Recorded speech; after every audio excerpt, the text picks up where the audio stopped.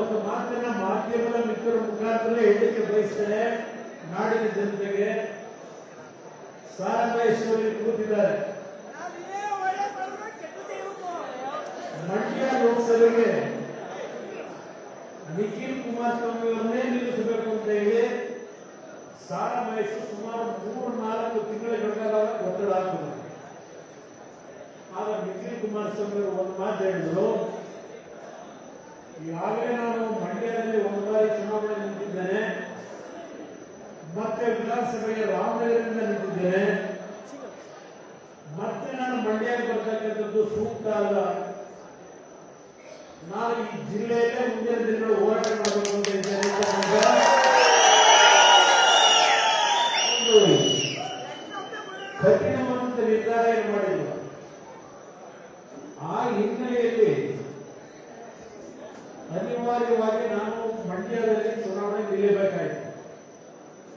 ನಿಖಿಲ್ ಕುಮಾರಸ್ವಾಮಿ ಅವರು ಅಧಿಕಾರಕ್ಕೋಸ್ಕರ ಅಪೇಕ್ಷಿಸಿದ್ರೆ ನಮ್ಮೆಲ್ಲರಿಗೂ ಮುಂಚೆ ಅವನೇ ಮಂಡ್ಯದಲ್ಲಿ ತೀರ್ಮಾನ ಮಾಡಬಹುದು. ನಿಖಿಲ್ ಕುಮಾರಸ್ವಾಮಿ ಅವರಿಗೆ ಅವತ್ತಿದ್ದಂಥದ್ದು ಈ ರಾಜ್ಯದಲ್ಲಿ ಪಕ್ಷವನ್ನು ಕಟ್ಟಬೇಕು ಅಂತಕ್ಕಂಥದ್ದು ಒಂದು ಭಾಗ. ನಾನು ಪ್ರತಿಯೊಂದು ಚುನಾವಣೆಯಲ್ಲಿ ಒಂದೊಂದು ಕ್ಷೇತ್ರಕ್ಕೆ ಹೋಗೋದು ಸೂಕ್ತ ಅಲ್ಲ, ಅದು ಸಂದೇಶಗಳು ಬೇರೆ ಹೋಗಬಾರದು ಅಂತಕ್ಕಂಥ ಒಂದು ಕಠಿಣವಾದ ನಿರ್ಧಾರ ಮಾಡಿದೆ. ಬಹುಶಃ ನಿಖಿಲ್ ಕುಮಾರಸ್ವಾಮಿ ಅವರು ಸಾರಮೇಶ್ವರ ರೀತಿಯಲ್ಲಿ ಮಂಡ್ಯ ಲೋಕಸಭೆಗೆ ನಿಂತಿದ್ರೆ ಅಲ್ಲಿಗೆ ಜನತೆ ತೀರ್ಮಾನ ಮಾಡಿದ್ರು ನಿಖಿಲ್ ಕುಮಾರಸ್ವಾಮಿ ಗೆಲ್ಲಿಸಬೇಕು ಅಂತೇಳಿ. ಆದರೆ ಇವೆಲ್ಲ ದೇವರ ಇಚ್ಛೆ. ಒಂದು ಮಾತು ಹೇಳಿದ್ರೆ ನಾನು ಇವತ್ತು ಚನ್ನಪಟ್ಟಣದ ಇನ್ನೊಂದು ರೀತಿಯ ದೇವರ ಸಭೆ ನನಗೆ ಇವತ್ತೇನಾದರೂ ದೇವೇಗೌಡರ ಕುಟುಂಬ ದೇವೇಗೌಡರ ರಾಜಕಾರಣಕ್ಕೆ ಬಂದು 1962, ಇವತ್ತು 2024 ದೇವೇಗೌಡರ ರಾಜಕಾರಣ ಇವತ್ತೇನಾದರೂ ಇನ್ನೂ ಉಳಿದಿದ್ರೆ ಒಂದು ಕಡೆ ಅವರನ್ನು ಬೆಳೆಸಿರ್ತಕ್ಕಂಥ ಅವರ ಅಭಿಮಾನಿಗಳು, ಅವರ ಒಂದು ಸಮೂಹ ಒಂದು ಭಾಗ ಎಲ್ಲಕ್ಕಿಂತ ಹೆಚ್ಚಾಗಿ ಈ ಕುಟುಂಬಕ್ಕೆ ರಕ್ಷಣೆ ಅಂತಕ್ಕಂಥದ್ದು ಬಂದಿದ್ರೆ ಅದು ದೇವರಿಂದ ಅಂತಕ್ಕಂಥದ್ದನ್ನ ಇವತ್ತು ನಾವು ನೆನಪಿದ್ದೀವಿ.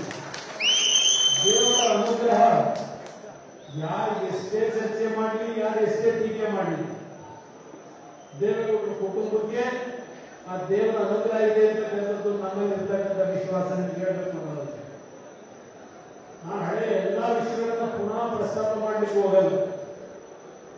2018ಕ್ಕೆ ನಾನು ಚುನಾವಣೆ ನಿಲ್ಲಬೇಕಾಯ್ತು. 2 ಕಡೆ ನಿಂತೇನೆ ಗೋಸ್ಕರ.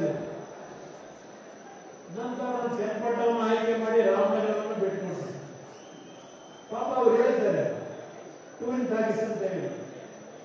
ಇವತ್ತು ಕರ್ನಾಟಕ ರಾಜ್ಯದಲ್ಲಿ ಯಾವುದಾದ್ರೂ ಒಂದು ಕುಟುಂಬದಲ್ಲಿ ಒಂದು ಕ್ಷೇತ್ರವನ್ನು ಬಿಟ್ಟು ಇನ್ನೊಂದು ಕ್ಷೇತ್ರಕ್ಕೆ ಹೋಗಿ ಚುನಾವಣೆಯಲ್ಲಿ ನಿಂತು ಬರ್ತಕ್ಕಂಥ ಶಕ್ತಿಯನ್ನು ಹೊಂದಿದೆ.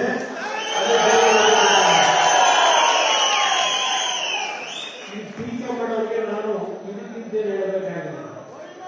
ನಾವು ತೀರ್ಮಾನ ತೆಗೆದುಕೊಳ್ಳೋದು ಪಕ್ಷದ ಕಾರ್ಯಕರ್ತರಿಗೋಸ್ಕರವಾಗಿ, ಈ ಪಕ್ಷ ಉಳಿಸಲಿಕ್ಕೋಸ್ಕರವಾಗಿ ಕೆಲವಾರು ತೀರ್ಮಾನ ತೆಗೆದುಕೊಂಡಿದ್ದೇವೆ.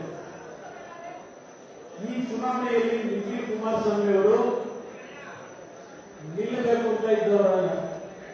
ನಾವೇನಾದ್ರೂ ಅವರನ್ನೇ ನಿಲ್ಲಿಸಬೇಕು ಅನ್ನೋ ಮನಸ್ಸಿನಲ್ಲಿ, ಕುಟುಂಬದಲ್ಲಿ ನಾವು ತೀರ್ಮಾನ ಮಾಡಿದ್ದೇವೆ. ನಾನು ಲೋಕಸಭೆಗೆ ಮಂಡ್ಯದಲ್ಲಿ ಅರ್ಜಿ ಹಾಕಿದ ದಿನದಿಂದಲೇ ಇಲ್ಲಿ ವೇದಿಕೆ ಸಿದ್ಧ ಮಾಡ್ತಾ ಇದ್ದೆ. ನಾನು ಕಿಂಚಿತ್ತು ಆ ಒಂದು ವಿಷಯದಲ್ಲಿ ನಿಖಿಲ್ ಕುಮಾರಸ್ವಾಮಿ ಅವರನ್ನ ನನ್ನ ನಂತರ ಇಲ್ಲಿ ನಿಲ್ಲಿಸಬೇಕು ಅಂತ ಹೇಳಿ ನಾವೆಂದೂ ಸಹ ತೀರ್ಮಾನ ಮಾಡಿರಲಿಲ್ಲ. ಚುನಾವಣೆ ಆದ ನಂತರ ನಮ್ಮ ಜಯಗುರು ಹೇಳಿದಂತ ರೀತಿಯಲ್ಲಿ ಸುಮಾರು 4-5 ತಿಂಗಳ ಕಾಲ ಕಾಂಗ್ರೆಸ್ನವರು ಯಾವ ರೀತಿ ನಡೆದುಕೊಂಡು ಸರ್ಕಾರದ ಅಧಿಕಾರವನ್ನು ದುರುಪಯೋಗಪಡಿಸಿಕೊಳ್ಳುವ ಮುಖಾಂತರ ಈಗ ಕಾಂಗ್ರೆಸ್ನ ಅಭ್ಯರ್ಥಿ ಏನಿದ್ದಾರೆ ಅವರು ಏನು ನಾಟಕ ಆಡಿದ್ದಾರೆ, ಇದೆಲ್ಲದಕ್ಕೂ ಉತ್ತರ ಮುಂದಿನ ಸಾರ್ವತ್ರಿಕ ಚುನಾವಣೆಯಲ್ಲಿ ನನ್ನ ನಾಡಿನ ಜನತೆ, ನನ್ನ ಕಾರ್ಯಕರ್ತರು ಕೊಡ್ತಾ ಇದ್ದಾರೆ. ನಾನು ಅವರು ಯಾರ ಬಗ್ಗೆ ಚರ್ಚೆ ಮಾಡಕ್ ಹೋಗಲ್ಲ. ಪಾಪ ಒಂದು ಕಡೆ ಹೇಳ್ತಾರೆ ದೇವೇಗೌಡರು ರಾಜಕೀಯ ಬಿಟ್ಟು ಮರಳಿರಲಿ ಹೇಳ್ತಾರೆ. ನಿನ್ನೆ ರಾಜ್ಯದ ಮುಖ್ಯಮಂತ್ರಿಗಳು ಗೌರವಾನ್ವಿತ ಪ್ರಧಾನಮಂತ್ರಿಗಳನ್ನ ಭೇಟಿ ಮಾಡ ಬಂದಿರಲ್ಲ.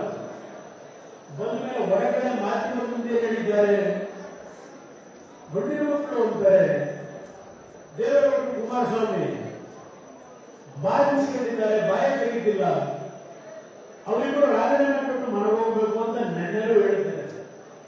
ಅಂದ್ರೆ ಕಾಂಗ್ರೆಸ್ ನಾಯಕರಿಗೆ ಇನ್ನೂ ಸಹ ದೇವೇಗೌಡರು ಕುಮಾರಸ್ವಾಮಿ ಮೇಲೆ ಕನಸಿನಲ್ಲೂ ಎಷ್ಟು ಭಯ ಇದೆ ಅಂತ